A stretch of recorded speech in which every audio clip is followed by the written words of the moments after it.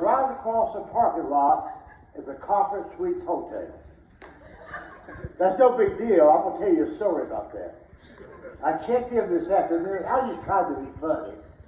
I said to the girl at the front desk, I said, we're doing a show across the parking lot. Is that walking distance?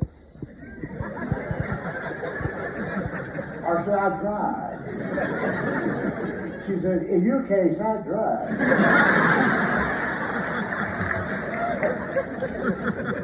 It's just going to show you. I've got to shut up. You know, hotels are important. Last weekend was in North Carolina. We had ourselves at the La Quinta Motel. La Quinta. That's a Spanish word. It means all of the motels are full.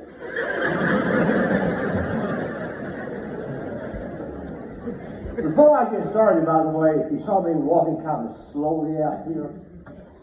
For the past couple of years, I've been dealing with an equilibrium problem. Y'all know what that is? I mean, hell, you just fall down. Originally, they said it was vertigo, but it's not vertigo. It's the same damn thing. I did. But just so you'll know, I've only fallen one time while I was performing. And that was in Talladega, Alabama, at the Princess Theater.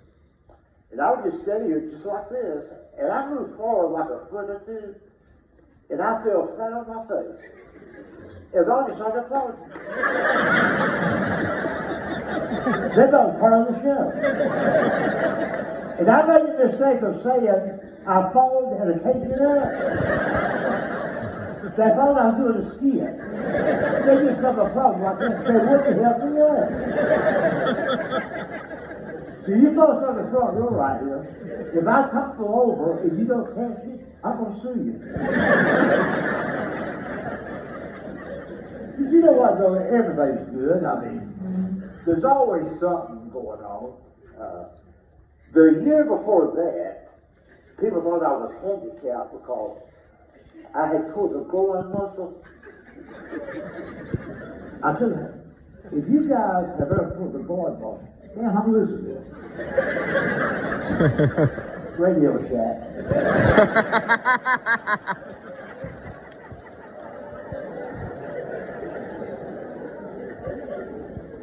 If you fellas have ever pulled the groin muscle, that can be devastating. And I was so embarrassed because I pulled the groin muscle at Golden Corral. I'm not making this up. Dan McGee will tell you this happened. He and I were going to Charlotte, North Carolina on Interstate 85. I saw this billboard that said, all you can eat. I said, well, hell, let's just have lunch.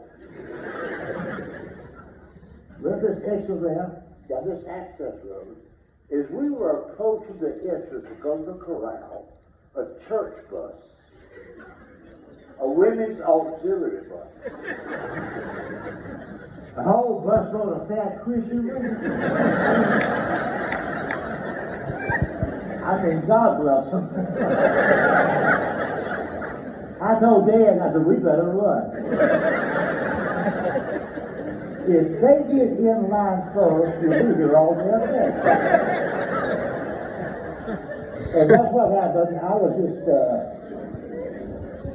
hold on a minute. This is my fault, by the way.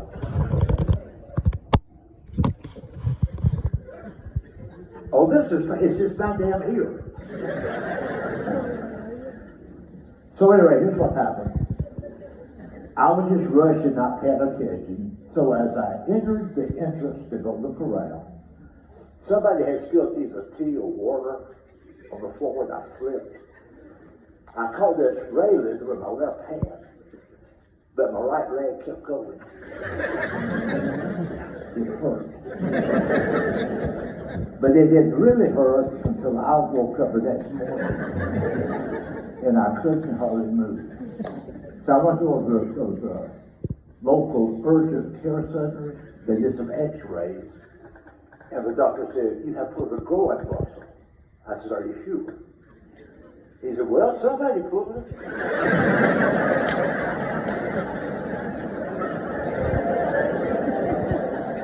I said, well, it had to be me. The moral of the story is this, folks. Don't make fun of people. God will knock you down. I made fun of those fat women, and God said, no, it's not good.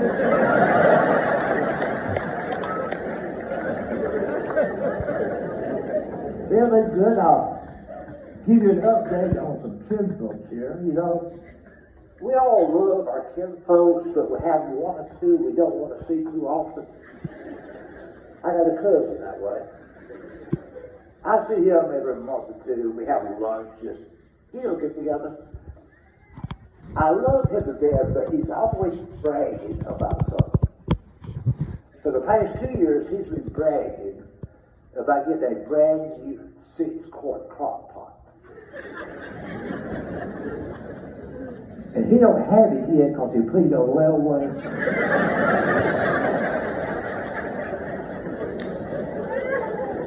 He goes on and on and on about that crock pot.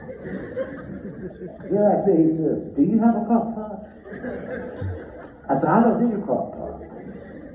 You ought to get one. I don't want one. And then he will explain that to me. He says, here's what you do with a crock pot. You can put a dead chicken. He could have just said chicken.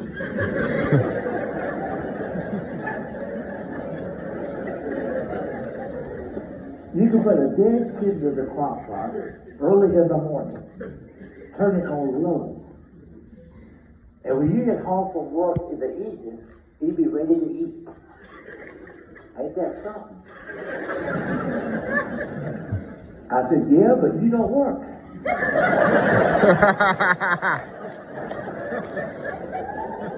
said, hell, you're there all damn day. Well, I'm just saying. For as long as I can remember, he's never had a full-time regular job. He doesn't know how to fill out a job application. Where it says nearest relative, he'll put 12 miles.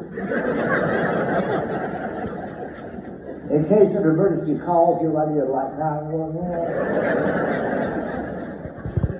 He's one of those people that his whole family is crazy. Now this may not be funny, but I just tell you so anyway. He loves jalapeno peppers. I love hot peppers too. But he always says it's jalapeno peppers. He'll say to a waitress, y'all have any jalapeno peppers? You mean jalapeno? No, damn it. Jalapeno. And then he will point to that jar. He says, see right there? That's a J. That's jalapeno.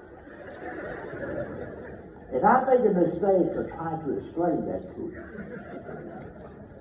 I said, I know that's a J, but it's pronounced like an H.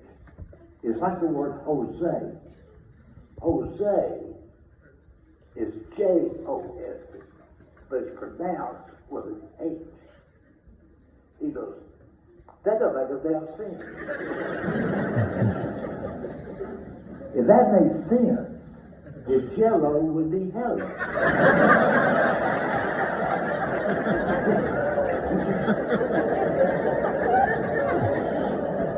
You just can't talk to it.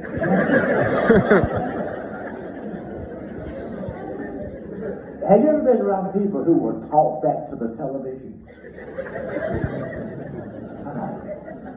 This dad, my uncle, God rest his soul, would do that. Remember back in the 80s, they had a popular TV show called Night Rider, the talking car. That was his favorite show. It came on every Thursday at 10 o'clock. The minute that show started, he'd go, I bet you a dime to a donut that somebody else is doing that voice. I'm like, oh, you reckon? Or Miss Piggy would come on the TV screen. He'd go, I bet you that's not a real pig. A real pig wouldn't wear a dress like that.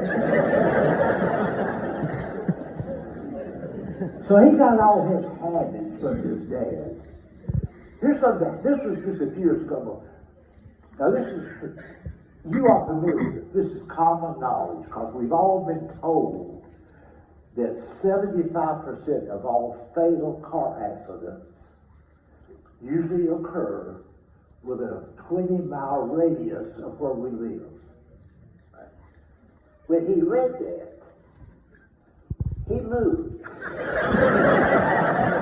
Yeah.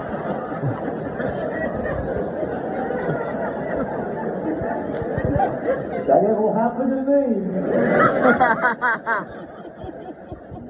Well, anyway, folks, it's good to be right here in Prestonsburg, Kentucky.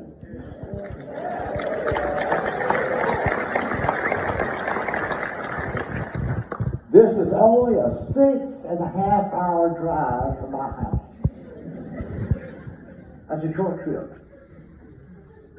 I know you folks are you probably think it's short.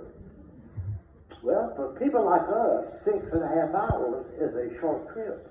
Because many places we're in Michigan, Ohio, whatever. Now, for you folks in the audience who may not know this, when I say travel, travel to me means car. I'm in my car. That's like some of these places take me 2 days to get there. I don't fly. I'm afraid to fly. I don't mind flying once a year just to catch up with my drinking and my praying.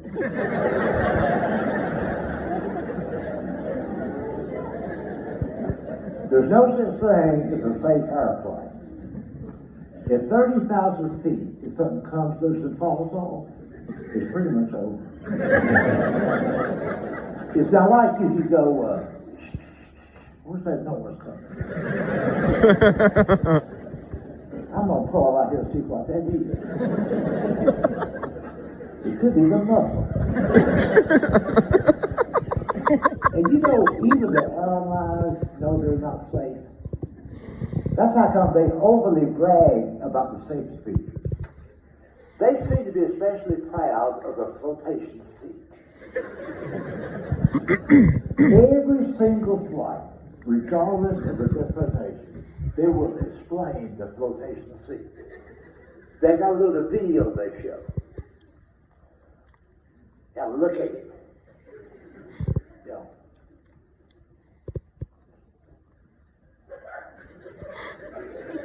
Well, you've flown, you've seen it. They say how to strap it on, hold on to it, just float.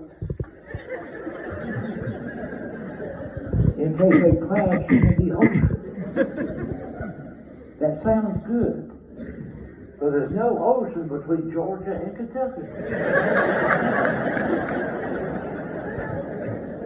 If you want to make me happy, show me a seat that's going to be outside of a cornfield.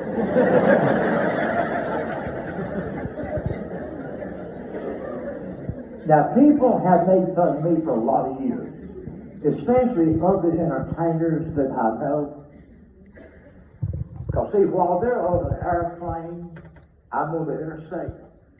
But I can tell myself, sooner or later, you'll wise up. Sooner or later, you'll get wise, and you'll be more like me. There's always something going on out there. Remember some years ago, and they made a movie about this, the plane that crashed into the Hudson River of New York. We all know what brought that plane down. Birds. I'm going to repeat that.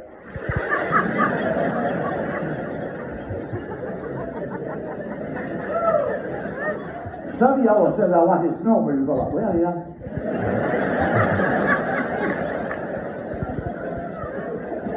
Let's start all over here. Visualize the situation. Visualize the scenario. You understand it? Visualize this. We're talking about a jumbo jet. A damn airplane. Not a kite.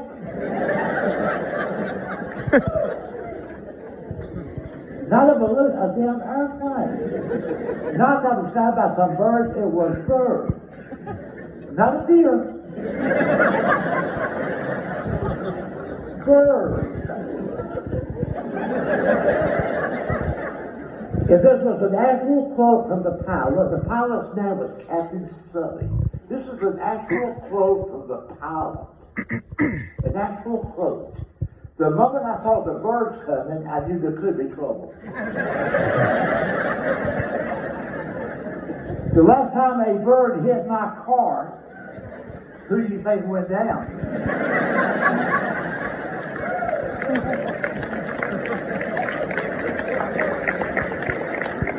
Case closed.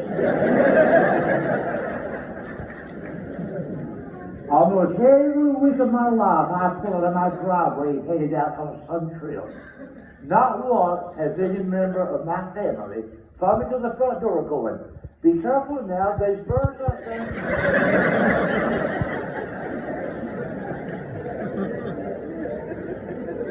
And get this, folks. The very moment your friends find out you're afraid to fly, here's what they'll say to you. And they always say this now, is if you have never heard it before, like they know it and you don't. Or like they're intellectuals and we're not. And I'll take a moment, if I can, to give you my definition of an intellectual. There are these people who pretend to believe that there's life on other planets. Knowing full well, ain't nobody else out there. It's just us. If there was life on other planets, we'd have sent them some foreign aid by now.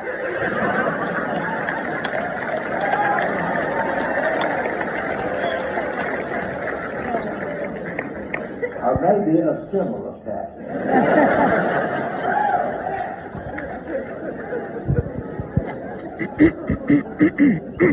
And I think about intellectuals,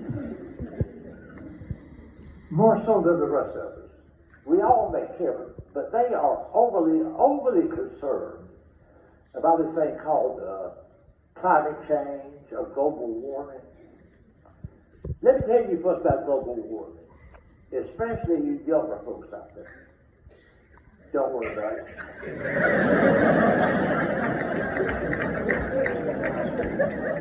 And I'll tell you why. Just trust me on this. For as long as I have been alive, it's been hot in the summer.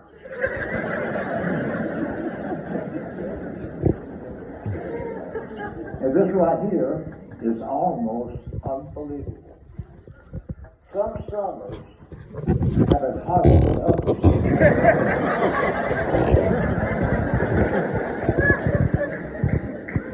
You know what that is? It's just weather. Have you noticed that the older you get,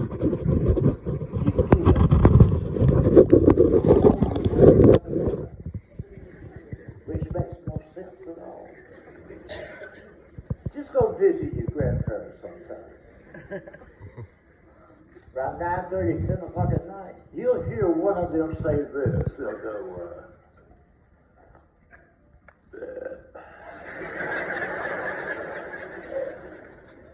as soon as they tell the weather, I'm going to bed.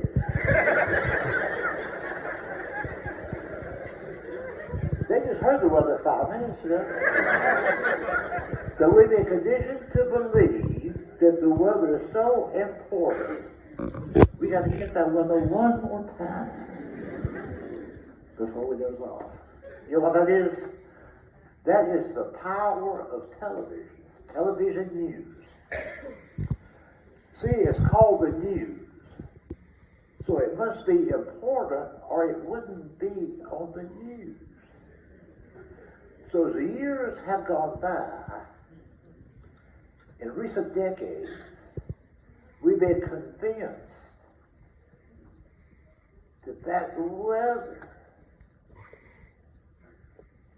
and climate change and global warming is so important.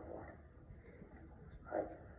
Now I bring this up because we have have just passed the holiday season, Thanksgiving and Christmas. And every year, around that type of season, Reader's Digest publishes this little survey that they've done for the past 20 years. You might be familiar with this. And other publications have also published that survey. The survey says that most Americans today are not as happy, not as content, not as carefree as their parents or grandparents were. Now we got more stuff, materialism, that more stuff, but we're not as happy as previous generations. We got all this modern technology in the palm of our hands. We got 500 HD channels. We got the World Wide Web. We're wired. We're connected. We're Googling. We got an iPhone, a smartphone. We're texting. We're tweeting. We're emailing. And most of us can't get from the front door to the end of the driveway without turning around. GPS.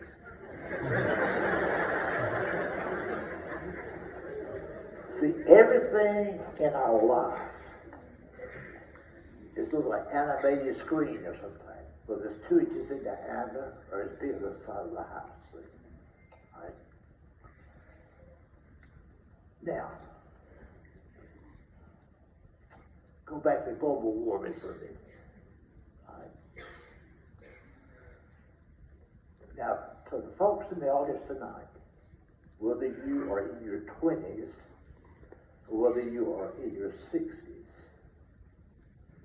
when you were this little, the parents who raised you and raised me, at that time, the phrase climate change did not exist.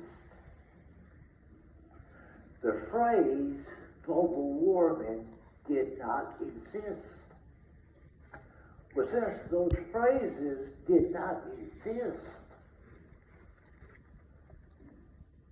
here's how your grandmother or your dad would describe the weather. It'd be like, damn, it's hot.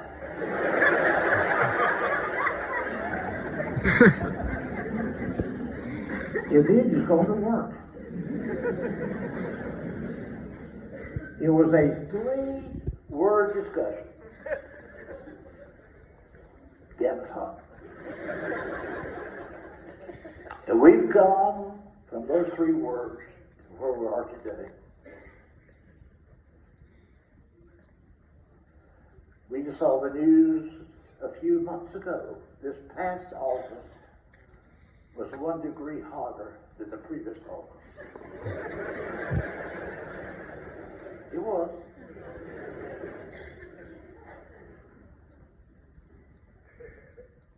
And they're predicting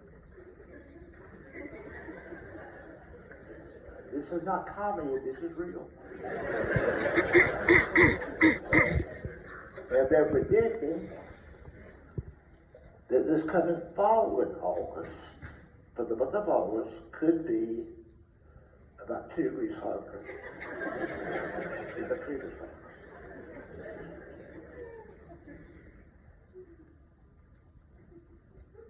If that keeps going like that, planet Earth is going to get hotter and hotter.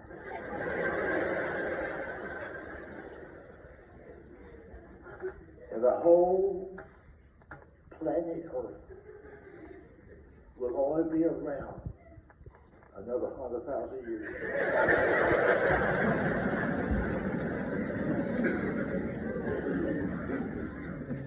And it's our responsibility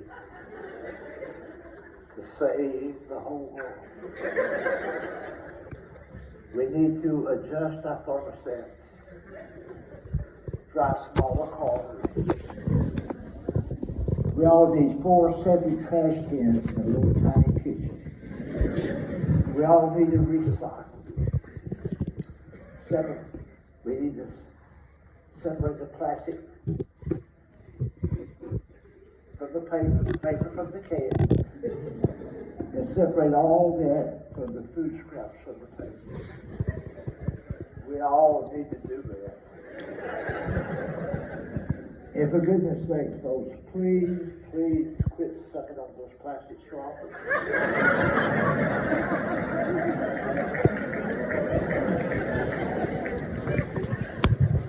Because someday people end up in the bottom of the ocean.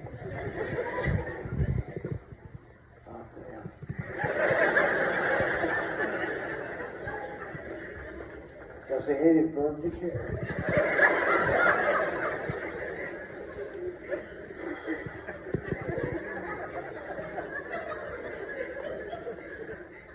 See, that's a lot to worry about.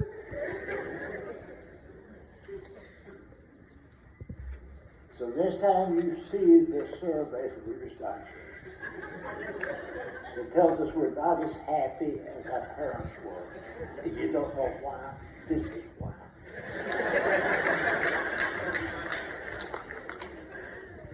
We've come a long way from damn it's hot.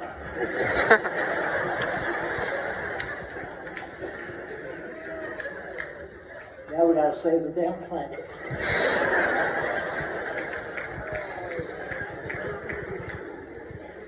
And see, here's how ridiculous it is. I'll give you it's the USA Today about the August thing, okay? Think about this. They're already predicting that this coming August is going to be 2 degrees hotter than the previous average. Here's what we should really ask ourselves, okay? Here's what we should really ask ourselves. Why is that even in the news? Here's what they're saying. They're saying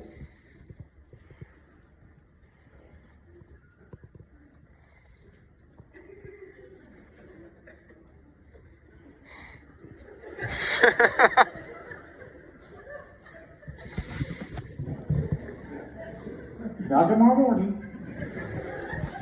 not this weekend, but 6 months from now. 6 months from now, it might be 2 degrees higher than it was 6 months ago.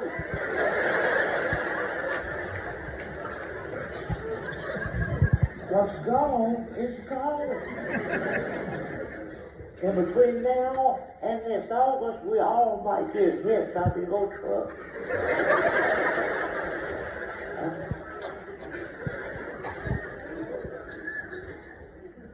It's just like the endangered species people. I'll talk slowly on this. If I talk fast, I'll start cussing.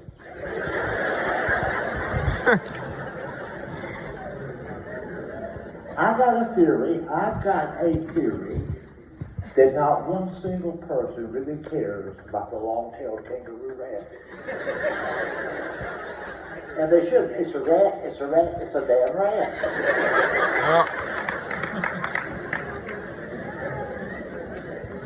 Now think about what we're talking about. Now think about what we're talking about. It's been in the news for the past 40 years. So if you are under the age of 40 or younger, your entire life you've heard about that damn rat.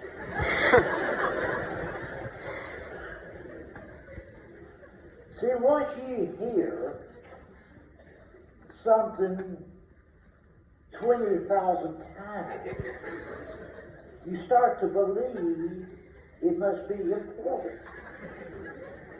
We've heard about that damn rat for a long time.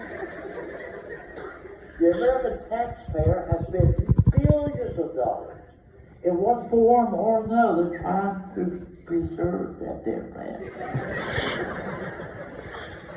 Along with these other special species, some special turtles, some lizards, But especially that damn lamb. Now think about that. Now listen to what I'm telling you. Most people tonight, most Americans think that makes sense. We should preserve those species. No, we shouldn't. It's a damn lamb.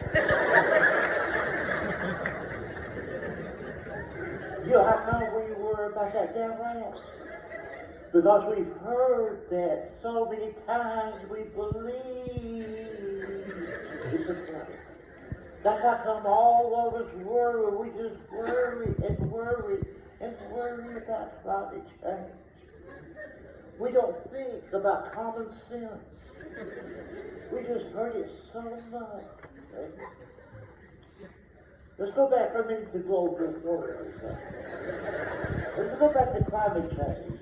And let me say this to you folks in the audience tonight, regardless of your age. Let's be on this. Ever since the year I was born, up until now, every single year from the time I was born up to now, is what I know. I know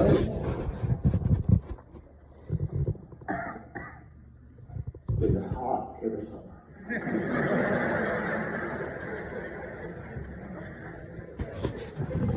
Here's what you gotta do. Just hang on for 2.5 to 3 months. Because you know what's coming next? Fall. It'll be a lot cooler. And enjoy that while you can. Because you know what's coming next? It's winter. It's going to be colder there, well, deep as ice.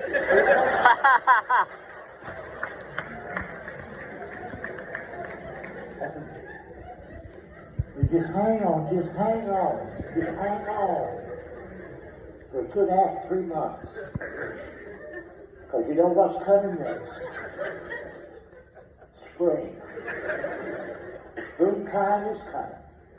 Springtime is coming.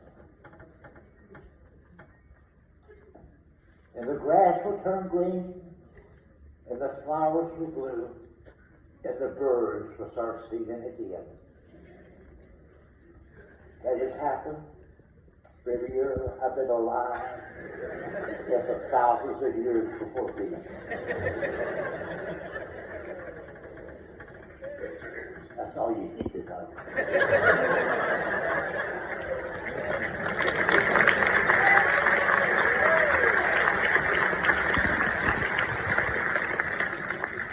As far as that damn rat, I hope it does.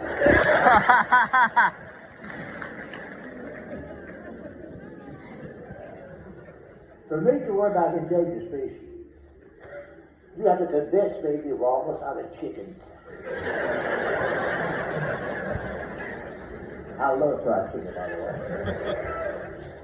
I especially love Popeye's chicken. You know what I think is possibly endangered? Chicken legs.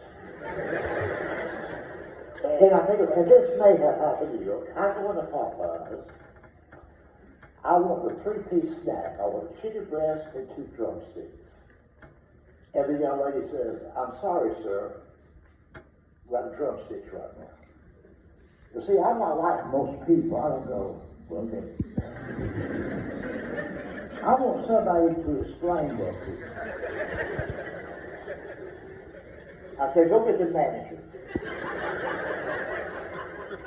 I know he's about mocking, but go get it. You are in the chicken business. You have a neon sign on the window that says chicken.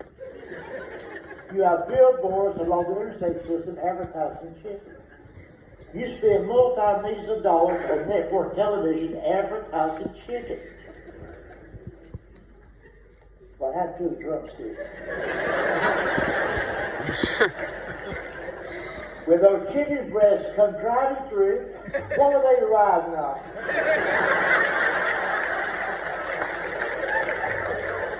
Are these handicapped kids?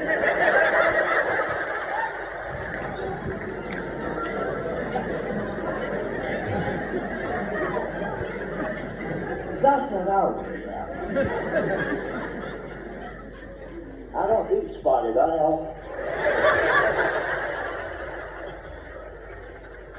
Anyway, here's what you friends say when they find out you're afraid to fly. I know I got sidetracked.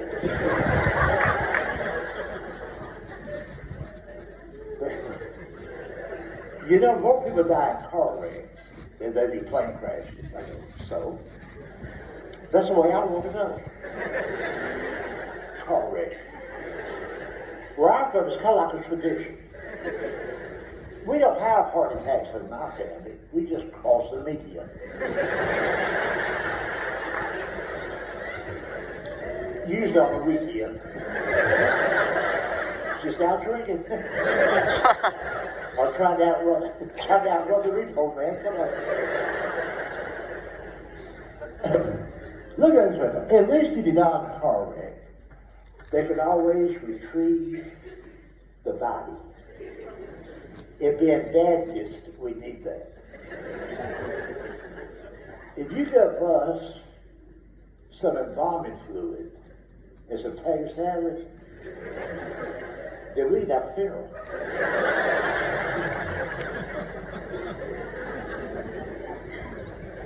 This ashes in an urn ain't for us. Now we're going to throw dirt on somebody. If you hear a Baptist talk about cremating, that is not a full-blood Baptist. He got married outside his faith.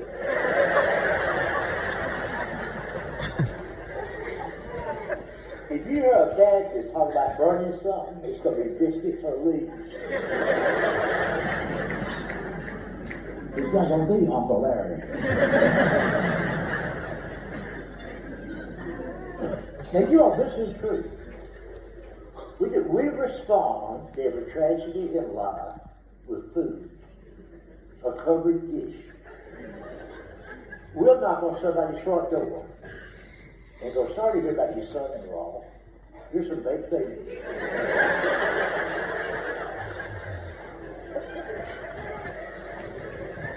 We would come in for a minute, but Walmart closes at 12. If I'm going to that funeral, I'm going to be something real nice in the world. Hey, I think somebody called us Baptist. Oh, I just assumed the elements. Well, let's find out. Here's what I want you to do. I want you to just simply applaud if you are Catholic. If you're Catholic, just simply applaud if you're Catholic. Hell, I know they're out there. I'm saying, applaud if you're Catholic. See? Not many, but we're glad to have yours. And tell the Pope how safe have it.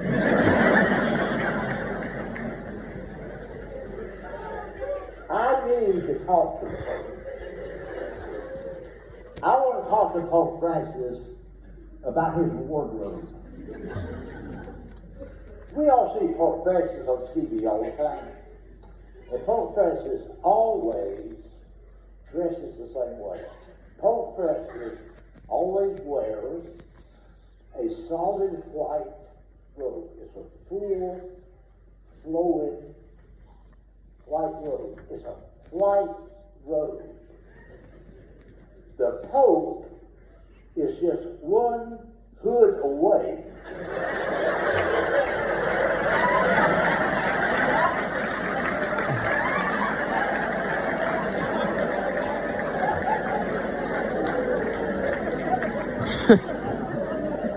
They're part of the plan. I just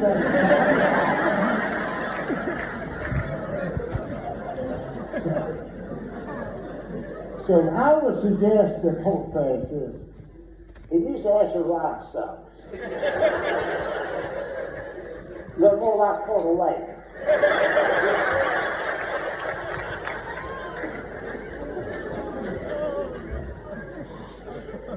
But here's the way it is with us Baptists now. More likely than not, we'll spend more time talking about the food and who brought which dish than we do talking about the poor fellow who passed away. Now, we've all been there, and you know what happens. Somebody dies, and everybody starts showing up. Some of them we haven't seen in weeks, months, and years. The reason they're there now is because someone has died. But once they get there, all the conversation goes like this. I'm going to illustrate this for you. If I don't fall down. There's two groups of gospel, two groups of family. All the men folk, all the guys, they're out here in the backyard, just sitting around talking. Now keep in mind, folks, the only reason they're eating has died. And here's their conversation. Have any of y'all heard her say what she's going to do with his pickup?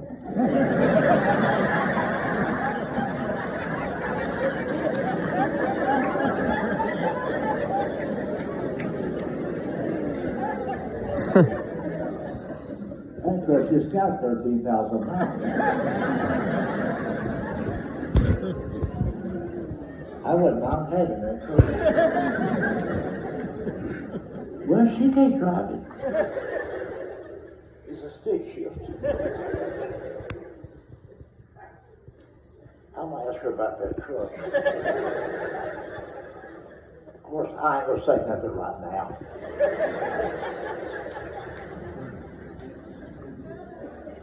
But maybe tomorrow. When we get back from the cemetery. And I hope like hell that preacher don't talk all down there.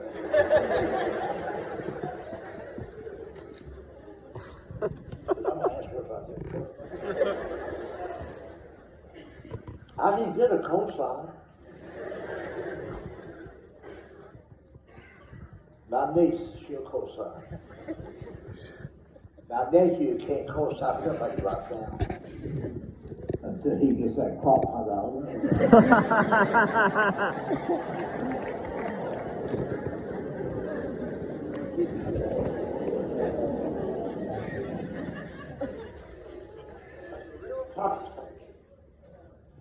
Is among the women folk. All the women, they're sitting here in the house around the kitchen table, the dining room, where all the food is. Right. And here's their conversation.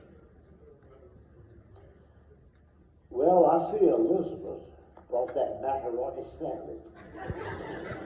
I knew she'd do this. I guarantee you one thing. If it had been somebody on her side of the family, she'd have brought some kind of meat.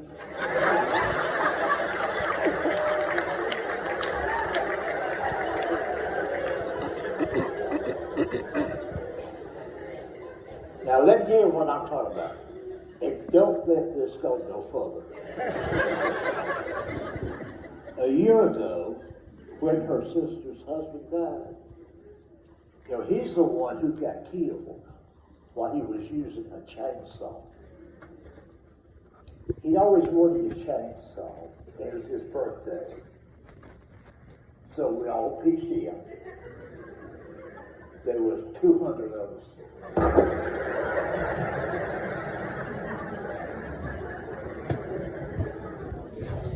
$3 a piece. And we told him, we said, now you ain't not gonna get no Christmas.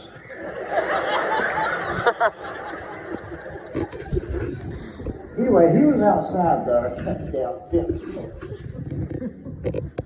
They didn't have no trees.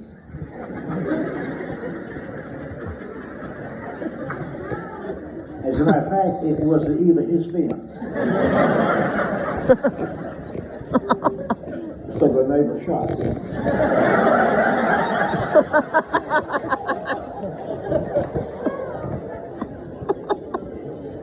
Anyway, when he died, that being her side of the family, she baked a ham. Well, she says she baked it. She didn't bake that. It had pineapple rings and cherries stuck on them. That's a Piggly Wiggly ham.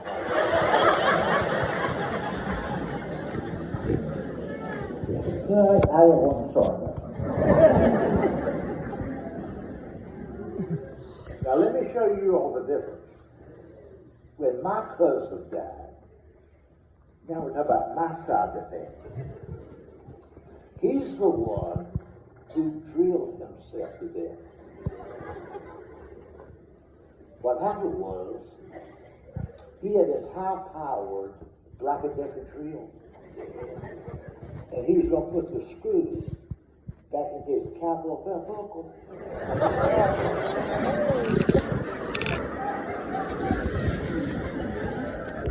I told him, I said, I think I take that belt off first. He said, don't tell me how to use my shoes.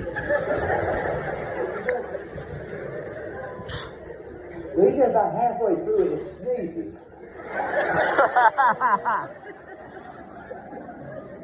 And his own blood thinner.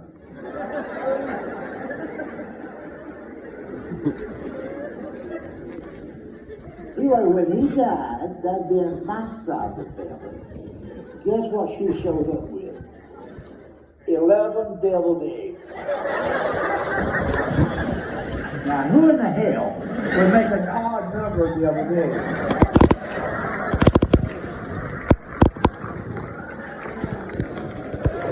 We say she ate one on the way over.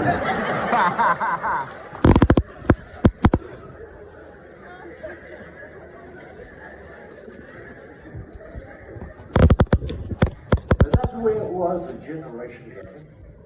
It still is in some areas. If somebody in our community died, even if we didn't know them real well, we take food over because they were neighbors. It's a changing world these days, especially in big major cities. We now have strange people living in our communities, real strange, like vegetarians. Trust me, those fools are out there. And you can't spot them, they look just like me. And you have to rent to them. It's a law. Vegetarians can live anywhere they want to now. Just like regular Americans. I know you're sitting there right now and you're probably thinking, well, so what? I'll tell you why, so what? If things keep going the way it's going, eventually, you'll end up living right next door to a vegetarian. Then what you gonna do when you get bars and fatback?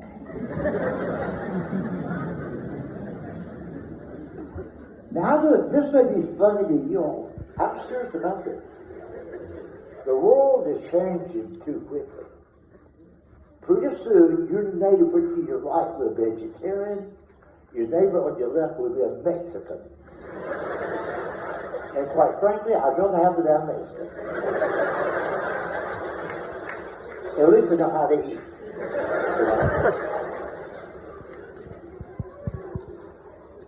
But you know what, folks? to vegetarians anymore these days. It seems like in the past 20, 25 years, the whole country of ours have gone completely wacko over that four-letter F word, food. Have you noticed how dangerous it's become? It seems like every day, every week, every month we read it here about something else that we shouldn't eat. Stay away from white bread. Stay away from whole milk. Stay away from all that sugar. And for goodness sakes, don't let the children eat it. We're all going to die.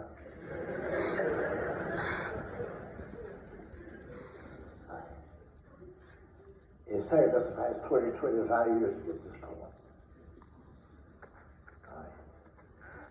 Here's what got me on this soapbox. As we all know, especially folks out there who have children who go to the public school system, that little children can get in trouble if they show up in school with cookies, candy bars, donuts, pastries, and soft drinks. It's not allowed on school property. Now, I am correct about that, right? Now, think about that. Most Americans think that makes sense. That's how come they finally did that. As we speak for the next 5 or 6 minutes, go back to what we talked about earlier in the program about that little survey we digest. For some reason, we're not as happy as our parents and grandparents, but don't know why. This is what I'm saying. But we don't know why. That survey, they don't know why. We're just not as carefree, as previous generation. We're more stressed than the previous generation. But we don't know why. Think about this. We built the first schoolhouse in this country. In 1635, it was a one-room schoolhouse. But every consecutive year, from 1635 up through 2012, it was okay for a kid to take a kid to school.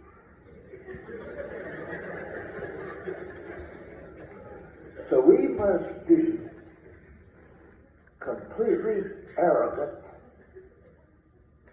or completely ignorant to believe in the past 10 years we've become so much smarter than all those previous generations of mothers and grandmothers and grandmothers.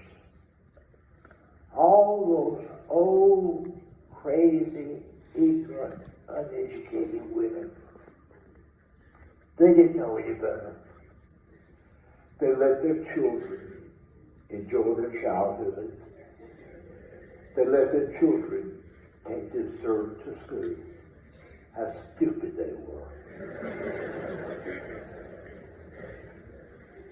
And here comes the sophomore generation.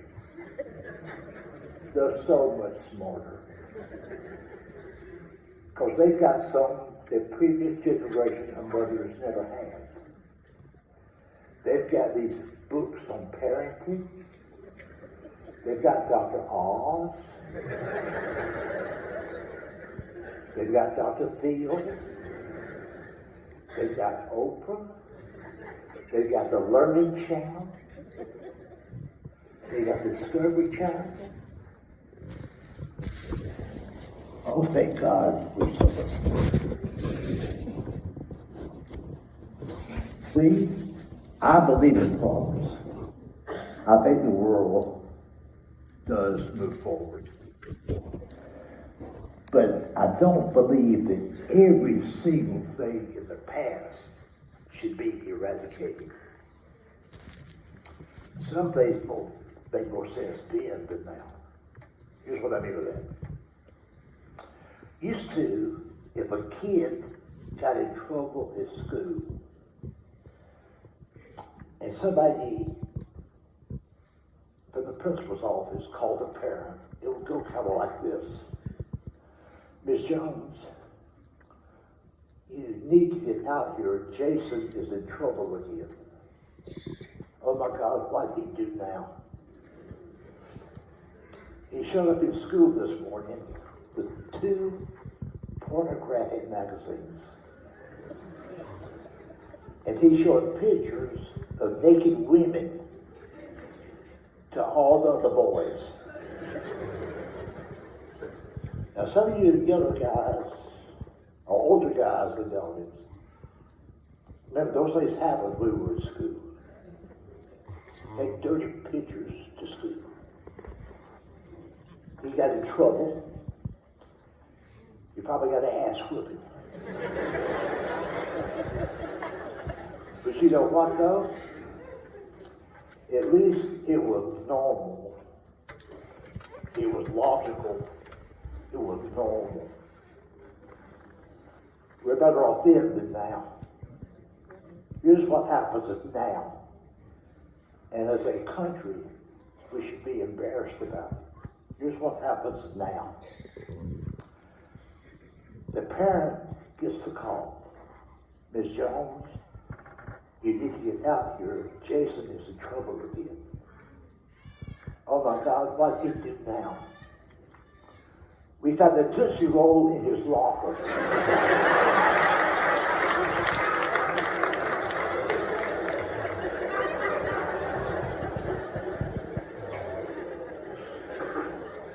That's how far down on this country has fallen. So here's what I would ask to the soccer mom generation. They are the ones who are raising these children.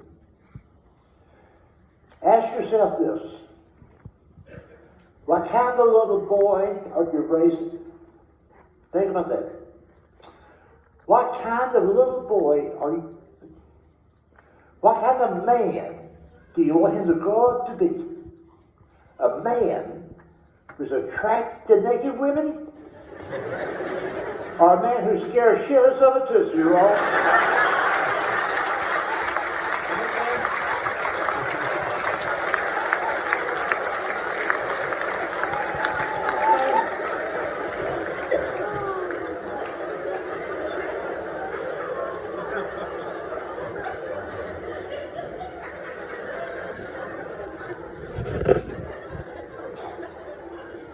You know what?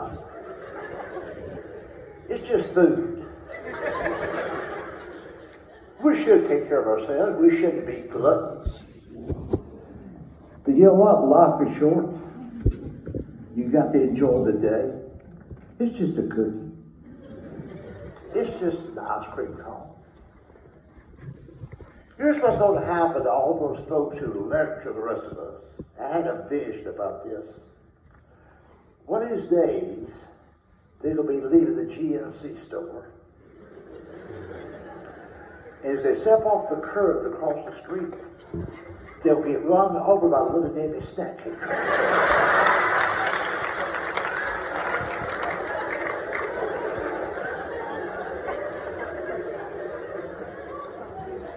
And by the way, I don't mean to pick on the soccer moms. I love them. I have 4 nieces who are soccer moms. I tell you who I really worry about these days. So not the young ladies, it's the young guys today. Bless their heart.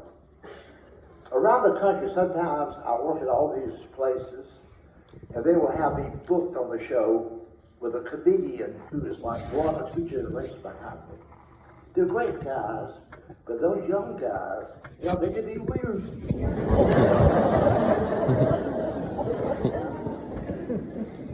They don't smoke. A lot of them don't even drink.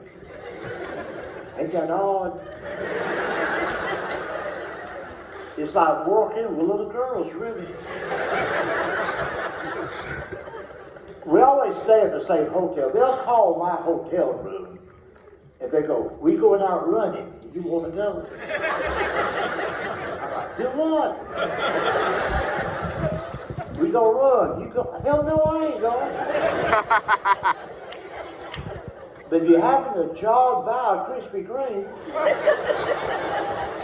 you can bring me something else, you know. And later on that evening, we'll go out for either lunch or dinner, and I'm embarrassed to be with them. This happened a year or two ago in Nashville. They had me working with a 25-year-old comedian.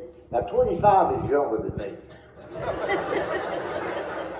But 20 is a grown man. You know, make a long story short, he just said to me, "Are you going out to eat after the show tonight?" I said, "I always do." He said, "Can I go with you?" I said, "Sure, let's go eat." So anytime I'm in Nashville late at night, I go to the TA truck stop on James Robertson Parkway. Now it's important in your mind as I tell you the story, envision what we're discussing here. Envision a truck stop at 2 a.m. in the morning. A truck stop, a damn truck stop. Not a French star restaurant, a damn truck stop. We go in, we sit down, two comedians surrounded by truckers. Waitress comes over, big fat woman, a lot of teeth, mustard everywhere, old mustard. It was crunchy.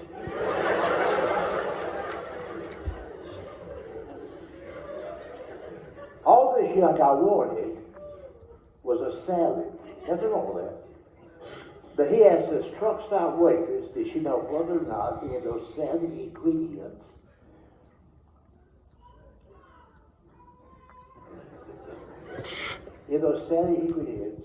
had ever been exposed to any type of pesticides. She said, "Well, we spray for roaches every day."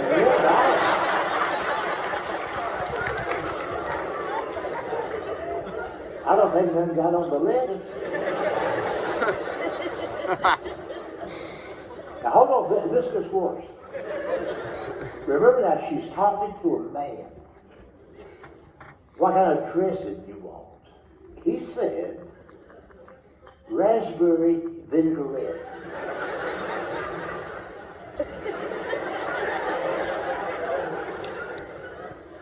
She looked at me.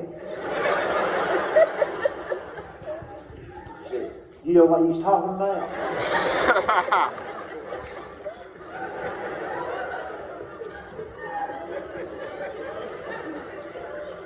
A few minutes later, she put the food in front of him. He looked at it, he goes, "Oops." What grown man says oops?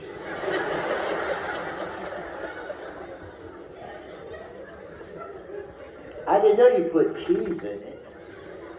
I can't eat that. I'm lactose intolerant." She said, "Honey, that's not lactose cheese, that's cheddar cheese."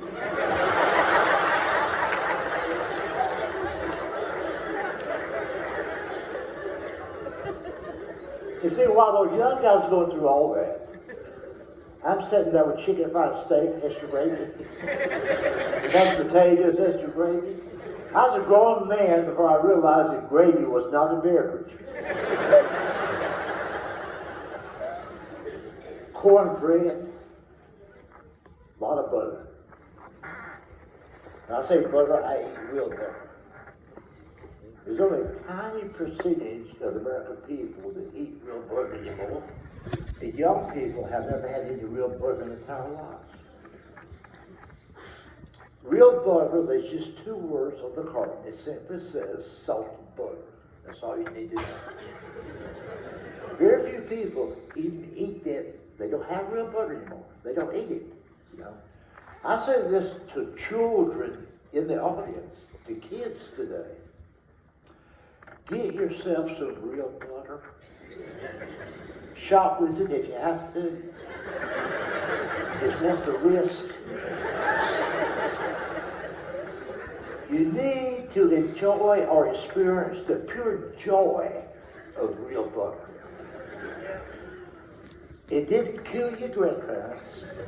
It didn't even hurt the pilgrims.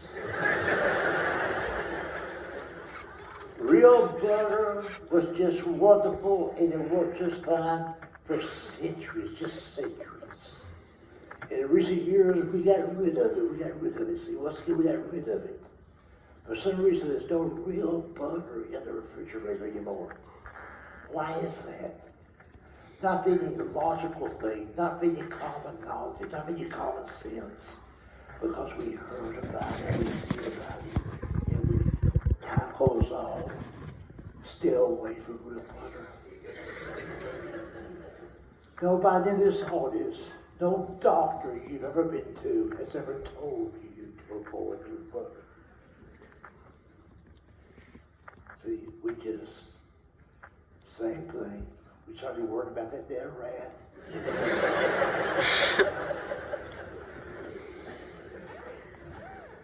Started to worry about it being hot in the summertime.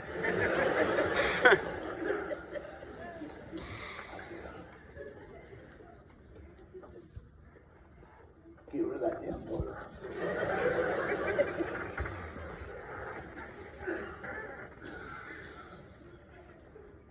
Here's what we have in the refrigerator these days.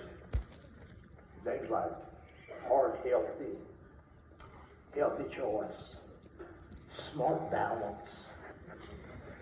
I can't believe it's not wonderful. Hell, I can.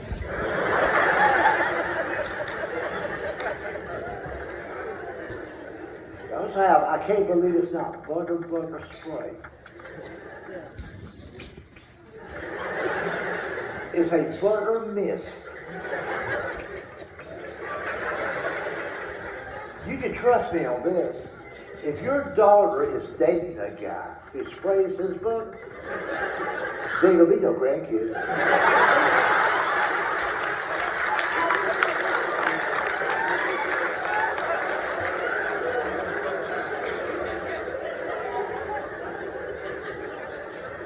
See, I'm just there, folks, there's plenty of things in this world to worry about. But most of the things we worry about, if we've been conned into worry. We worry for no reason. There's no point in worrying about global warming. You can't do shit about it.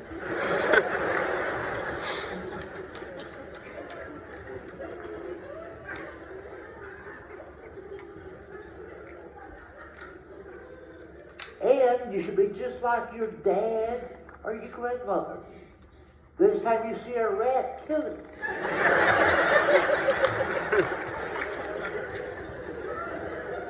Don't look at it and make sure the tail's not too long. I mean, it's a damn rat.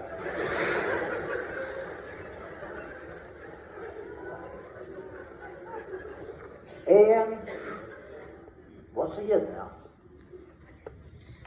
I know for a fact, even though I don't know you personally, and I did not live in the same house you grew up in, but I know that when you were this little, the people who raised you ate white bread.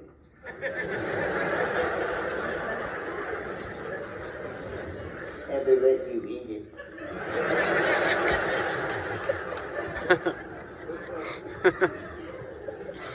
They drank whole milk and they let you drink it.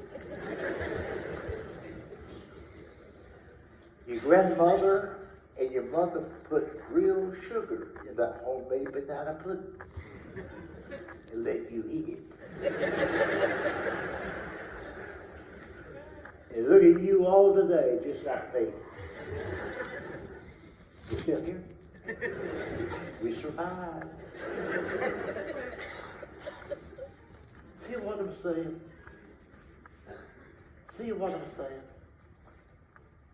So next time you don't know really what to do, what to think, you don't need a TV show. Just kind of close your eyes for a few minutes. Just close your eyes. And think about your daddy. Think about your grandmother. What would they have said? what would they have done? Do that. Did the hell with Oprah?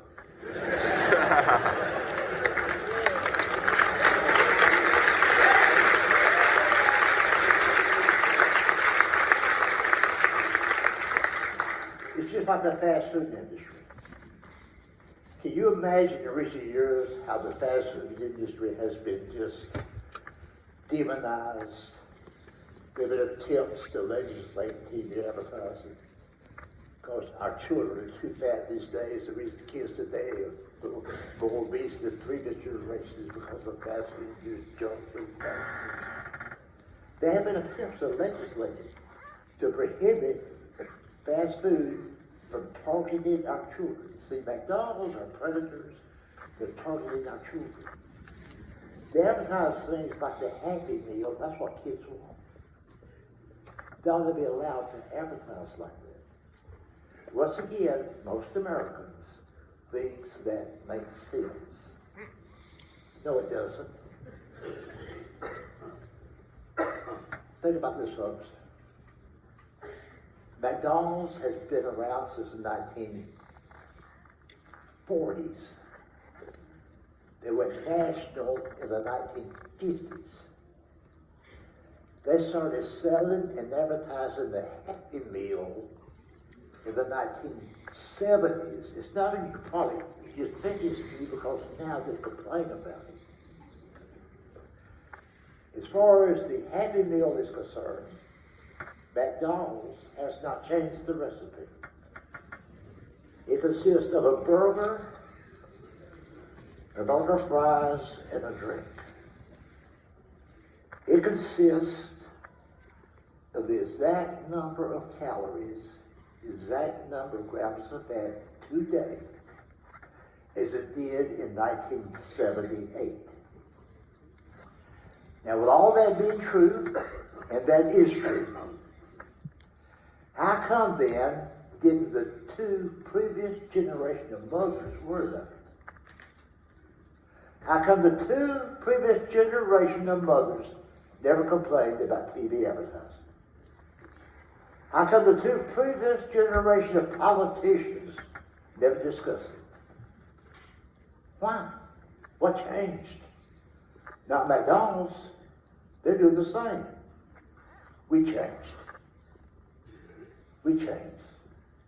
Like everything else, we have suspended the common sense, or never had the common sense that our parents had. Here's why there was never a problem before.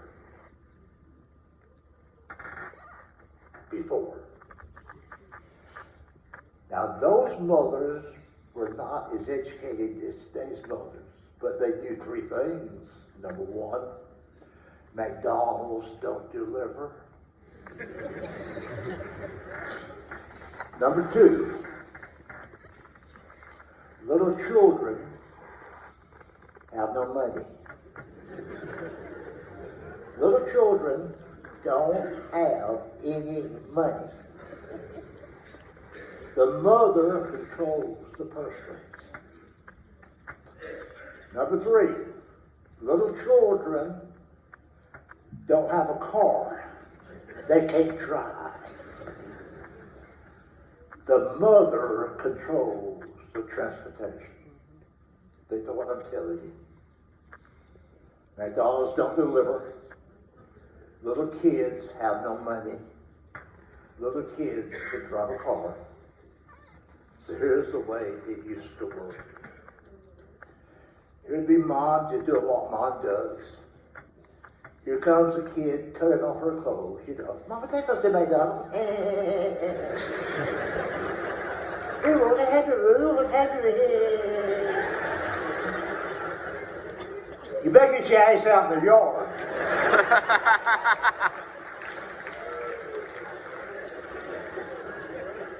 Don't get. Your fat ass ain't going nowhere. Don't let me tell you again. Don't get. Every guy in the audience tonight heard that phrase 100 times when we were little. Don't let me tell you again. Listen what I'm telling you, folks. It takes less than 30 seconds to say, get your ass out the yard.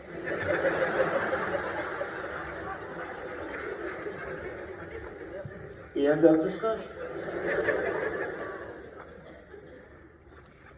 And we've gone from those 30 seconds to this ongoing 20-year-long discussion about what to do about the fast food industry. You see what I mean?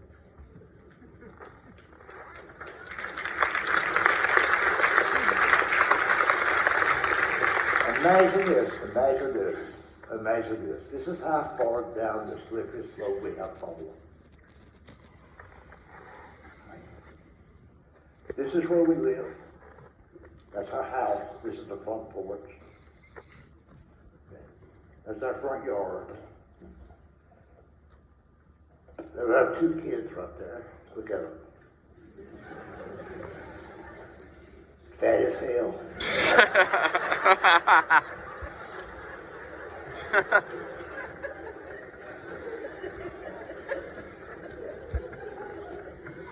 These are my kids. They live in my house. They're fat. But I'm hoping that one of these days, the politicians up in Washington, D.C.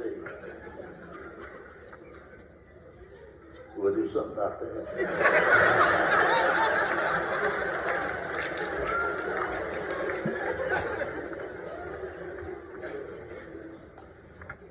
I wish Congress would do something about it. How the fast food industry is advertised to the kids. Because every time my little kid sees the Happy Meal commercial advertised on television, he comes running to me. And he says, Mama, get your ass in the car.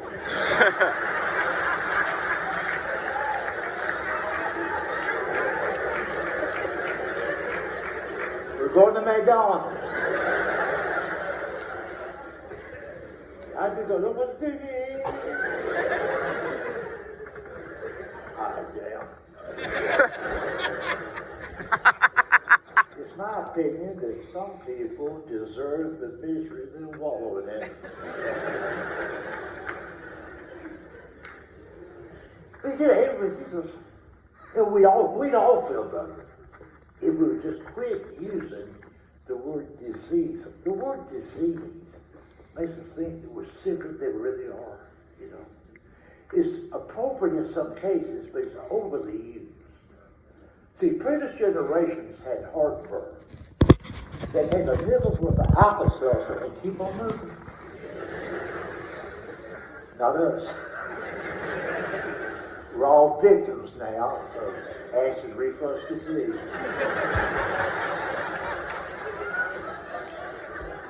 I can't come to work today. I'm burping.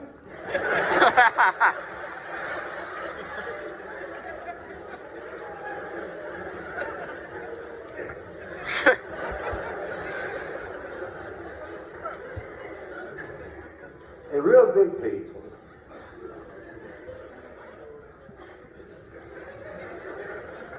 Well, here's what got me on this soapbox. A couple years ago, they officially categorized obesity as a disease. Obesity is a disease. Fat people can't help it. It's just like polio. Maybe someday they'll find a cure. Nobody in this room is really believing.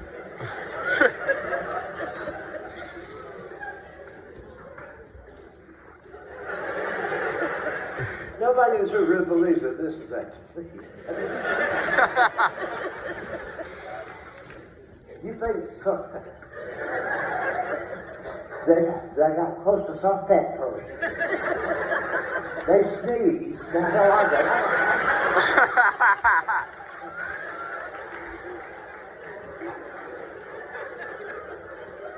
And don't misunderstand now, I never make fun of anyone for being a warrior. That's part of my heritage.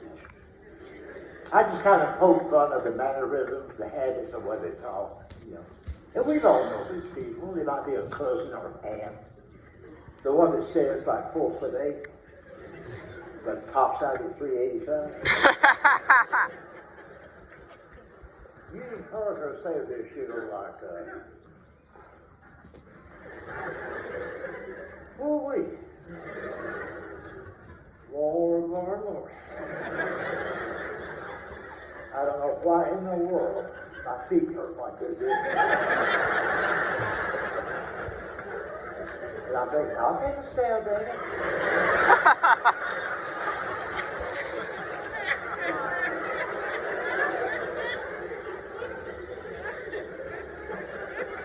And real good people are always the last ones up from the table. Oh, yeah. I'm going to illustrate this for you. Now, before I get started this, but you all don't know this, I want to remind you all that my website is funniestman.com. A lot of great stuff on my website. Please check out my YouTube channel. I have a new YouTube channel that's been special in the broadcast. And there's some of those views, get 2 or 3 million views per sketch. So check that out on YouTube. Stay with us on Facebook. We're here on Facebook. And email. We like hearing from you. If you post it, I'll read it. I can't respond to everything, but if you post it, I'll read it. People post a lot of photos, and that's great, but please don't post any naked pictures.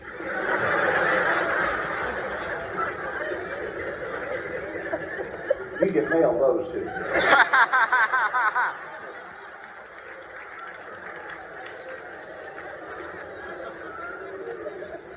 If you're interested, we have a great store on my website.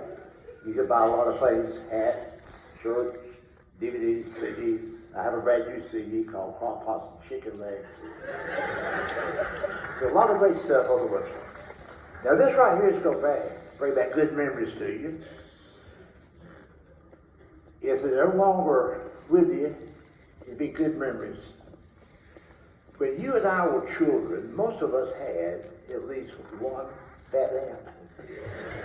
And we didn't see her on Sunday, we would see her on special occasions, Christmas, Thanksgiving.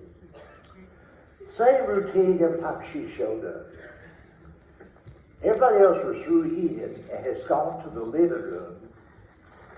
She's still in the kitchen, but she would holler into the living room. I'll be out there in a minute. I'm going to soften this nice biscuit.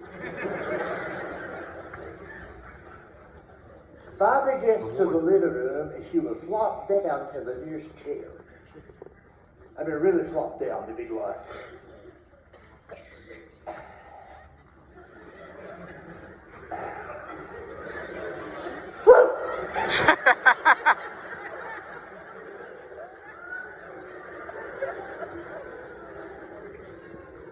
Oh, Lord. I ate more than I planned to. I think starting tomorrow, I'm going to go on some kind of diet. No, I can't tomorrow. He'll be going to Cracker Barrel,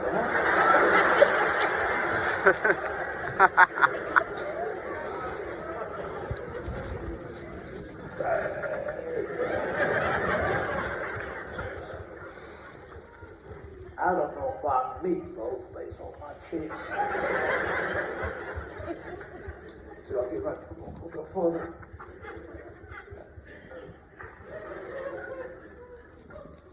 Oh, I wish I brought my guy's pills.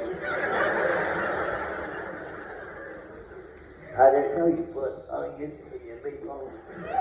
I can eat cooked onions.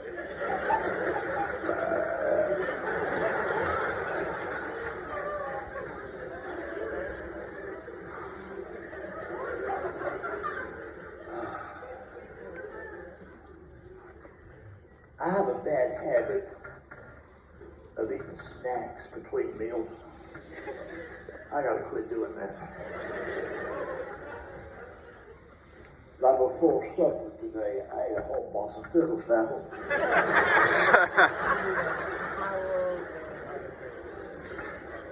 I love fiddle faddle. It was on sale, buy one, get one free. I ate the free one.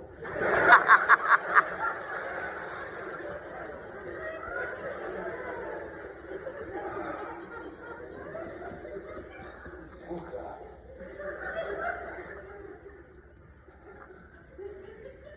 If you go into the kitchen, cut me a piece of that cake.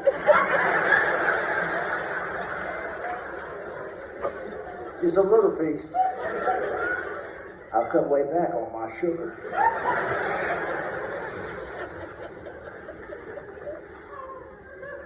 That's a carrot cake. It's got carrots in it. My doctor told me I should eat more vegetables.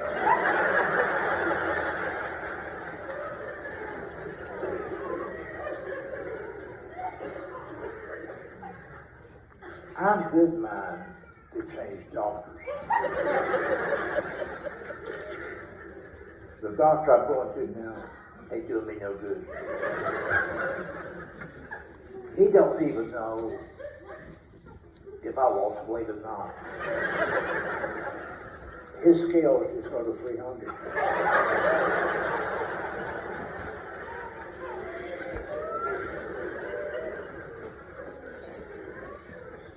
And I've only had this doctor about a year and a half. And nobody likes him. He doesn't have very good bedside manners. You know what I mean by that?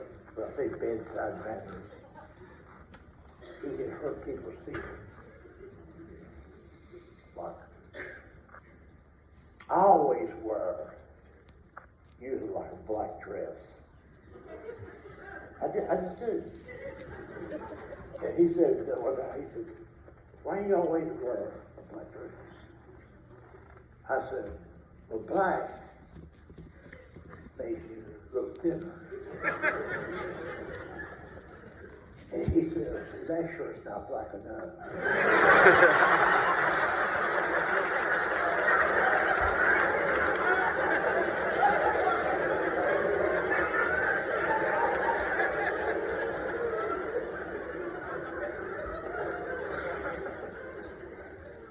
And what really hurt me,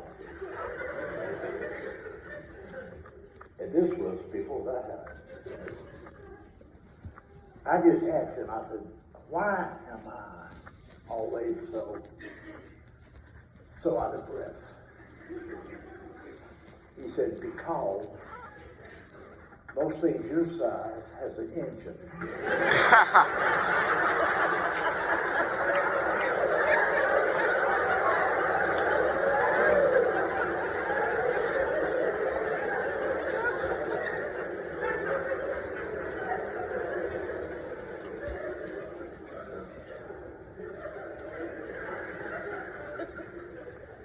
But I think most of this is fluid.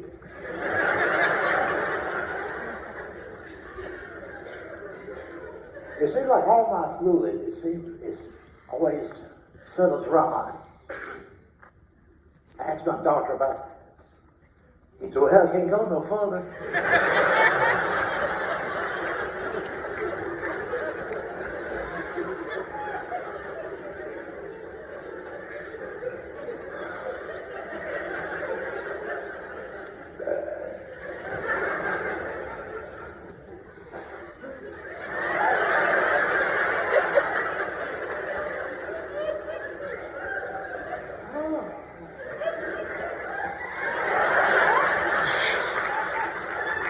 Gregory runs right through me.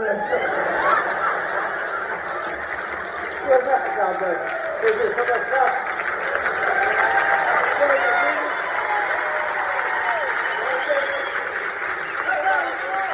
How about it? One more time for the first man American, Mr.